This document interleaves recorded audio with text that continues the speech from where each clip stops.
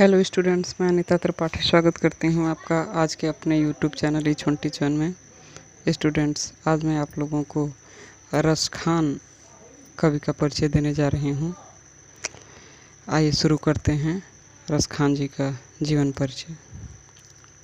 रसखान का मूल नाम सैयद इब्राहिम रसखान था। उनका जन्म दिल्ली के एक पठान घराने में सन 1558 ईस्वी में माना जाता है। रसखान का युवावस्था में रसिक स्वभाव था। आरंभ में उनकी यही रसिकता लौकिक थी, परंतु बाद में विट्ठल नाथ जी के संपर्क में आने से उनके जीवन में आमूल परिवर्तन हो गया। उनका लौकिक प्रेम अलौकिक प्रेम में बदल गया। ये विट्ठल नाथ के शिष्य बन गए और गुरु के प्रभाव के कारण रसखान का झुकाव वैष्णव धर्म की ओर हो गया। ये श्री कृष्ण के अनन्य भक्त बन गए। वास्तव में रसखान श्री कृष्ण के दीवाने थे। प्रायः सभी समीक्षक इस बात से सहमत हैं कि रसखान ने जो प्रेम वाटिका लिखी सन 1661 में, उनकी अंतिम काव्य कृति है।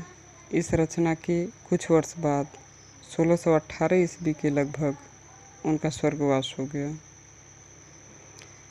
रसखान सच्चे अर्थों में भाव और रस के खान थे। उनका हृदय सागर भाव तथा रस की उर्मियों से आप्लावित था।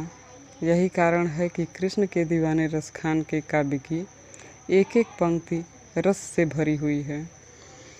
उनका प्रत्येक छंद भाव और रस की पिटारी है, जिसे खोलते ही चारों ओर का वातावरण रसमय हो जाता है। रसखान जी की रचनाओं के बारे में बात करें तो रसखान जी की 2 ही ग्रंथ हमें प्राप्त हुए हैं, जिसमें पहला सुजान रसखान और दूसरा प्रेम वाटिका। सुजान रसखान में 139 छंद, दोहा, सोठा, कविता और सैया का एक अनुपम संग्रह है। इसमें प्रेम तथा भक्ति विषयक भाव देखने को मिलते हैं। दूसरे प्रेम वाटिका में केवल 25 दोहे हैं, जिसमें प्रेम तत्व का विशद वर्णन किया गया है। इस रचना में प्रेम रस का पूर्ण परिपाक हुआ है। रसखान जी रस से भरे हुए काव्य की रचना करते थे।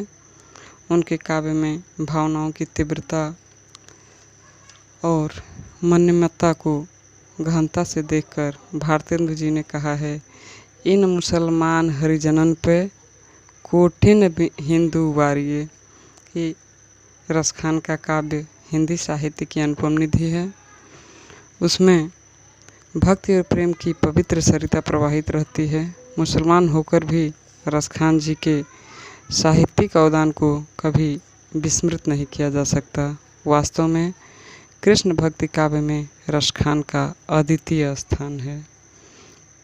प्यारे बच्चों, आज मैंने आप लोगों को रसखान जी के बारे में, उनके जीवन परिचय के बारे में आप लोगों को बताया। उम्मीद करती हूँ आपको समझ में आया होगा। यदि आपको मेरा पढ़ाई पसंद आता है तो please like, share and comment करें। यदि आप मेरे चैनल पर नए हैं तो प्लीज़ मेरे चैनल को सब्सक्राइब और सपोर्ट करें। Thank you.